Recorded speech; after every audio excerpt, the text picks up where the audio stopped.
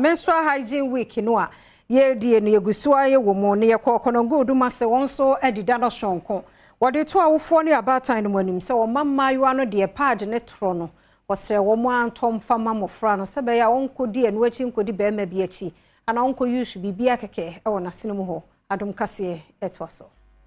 Adom Kasee ne CEO Emma Community Connect Network na adwoadwono ye fifa edin komono wode nkrama ne abatan ne awofo se wo mo ma afi na wo mo siso no wo mo so masne wosikasem emu se de be ya eba na se wo mo bu wo mo nsa wo ho nkyere wo ma obenya sika edi akokoto parts na se rei trade ya se de be ya mabnu ma enkodwane ntwa mema se wo mo to sanitary pass enfama wo mo nti no e ya se de kase de ma awofo ne abatan se wo mo mamma no wo man kasa beto sanitary pass edi ama wo mo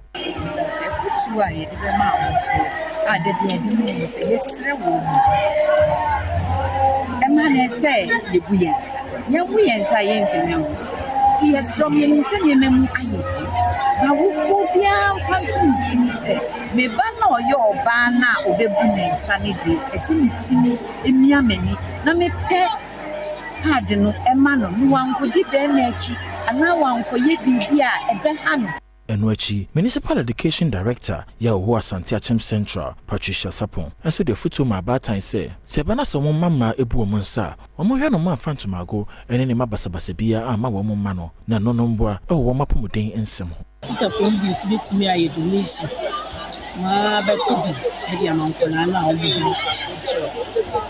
best ra for say do sabri ya